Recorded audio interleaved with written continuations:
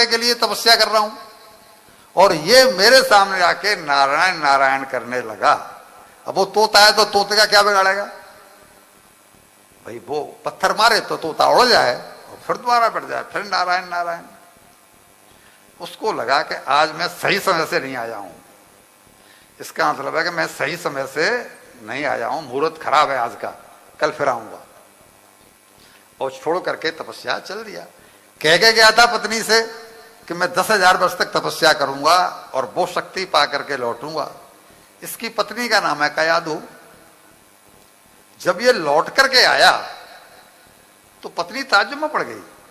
अपने पति के स्वभाव को तो हर पत्नी जानती है ना जी, कोई ऐसी है नहीं जानती हो। तो इतना अहंकारी व्यक्ति और बिना अपना संकल्प किए पूरा वापस आ गया, क्या बात है।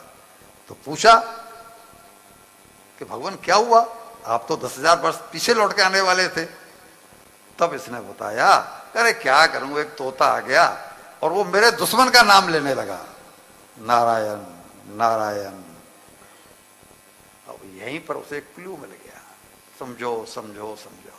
क्या, इस पापी के मुंह से भगवान का नाम, बस उसे क्लू मिल गया कि अगर मैं 108 बार इसके मुंह से नारायण नाम लेकर के लिवा करके और आज गर्भ धारण कर लूं तो जो बालक पैदा होगा वो भगवान का।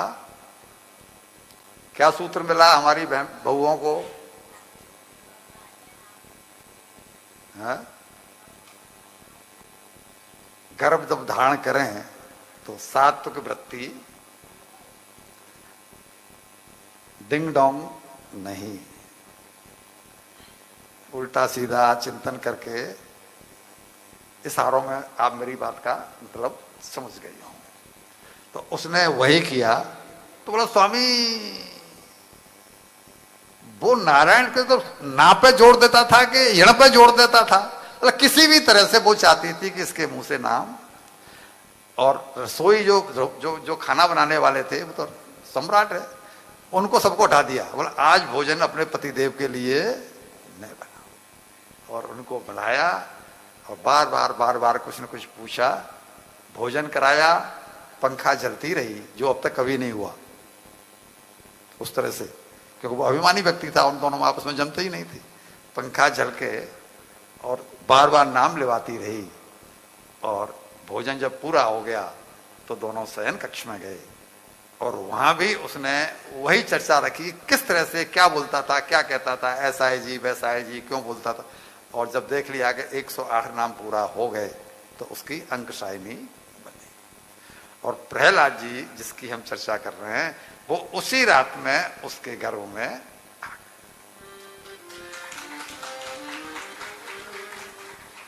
राजा भोज ने कहा है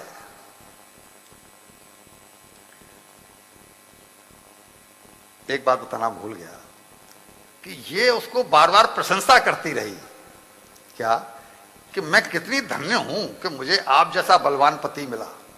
आप तो ये हैं, आप तो वो हैं, अरे आपका नारायण क्या बिगाड़ लेगा।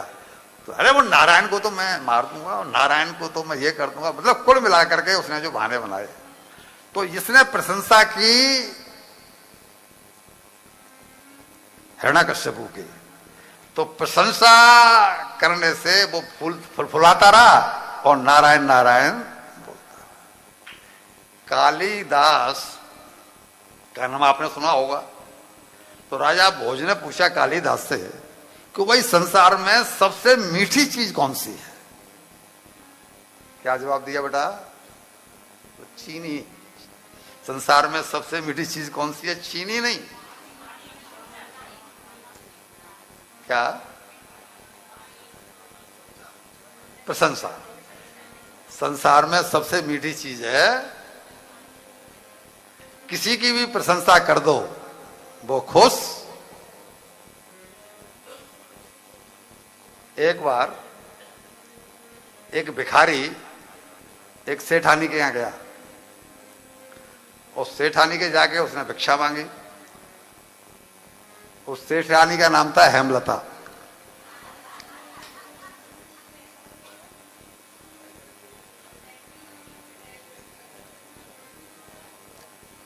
अब उसने जब देख लिया कि हट्टा कट्टा है तो उससे बोली अरे तुझे शर्म नहीं आती, तुझे शर्म नहीं आती, तू उतना हट्टा कट्टा होकर के भिक्षा मांगता है, भीख मांगता है, कुछ काम करना।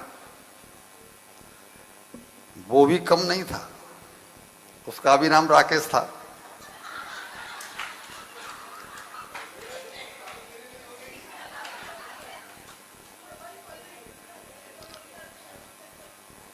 तो वो बोला कि मैडम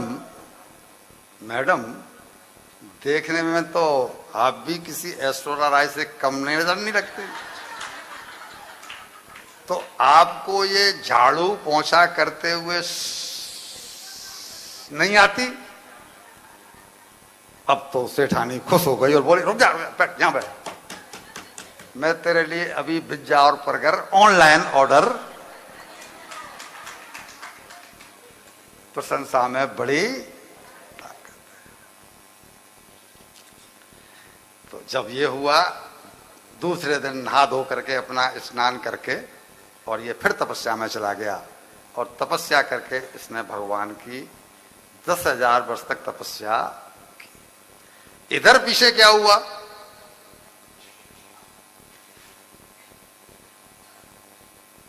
कि ब्रह्मा जी ने, इंद्र ने ये सोच करके अगर तपस्या में सफल हो गया, तपस्या में सफल हो गया तो ये मेरे इंद्रासन को छीन लेगा, फिर मुझे कष्ट देगा, तो इसके राज्य को बर्बाद कर दिया, आक्रमण कर दिया। और ये जो कयादू है पत्नी, उस पत्नी को लेकर के वो इंद्र जाने लगा। तो नारद जी वहां पहुंचे। भगवान नारायण के मन है कौन?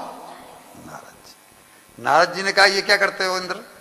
बोला इसके गर्भ में बालक है और वो बालक को मैं मार रहा हूं क्योंकि वो फिर हमें कष्ट देगा, तो मैं इसको कुछ नहीं करूंगा, वो बालक को हम मार देंगे और ये खत्म हो जाएगा, मैं इसको लेके जा रहा हूं। तो उन्होंने बोला कि तुम ऐसा कर ही नहीं सकते। क्यों? कि जानकी नाथ सहाय करे तो कौन बिगाड़ करे नर। तुम इसको मार नहीं सकते, इसके गर्भ में भगवान का भक्त पल रहा है, तुम इसको छोड़ दो वरना मैं श्राप दे दूंगा।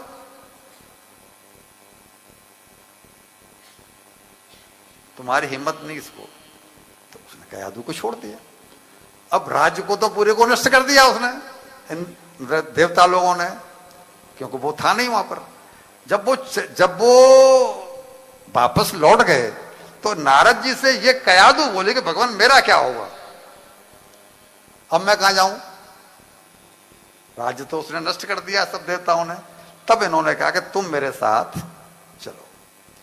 नारद जी इसको अपने आश्रम में लेकर के गए।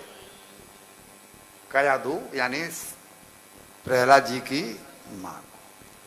वहां नारद जी जो उपदेश देते थे, मैं अब दूसरी बात बहुओं को दूसरी बात, बेटियों को दूसरी बात आना जाता हूं।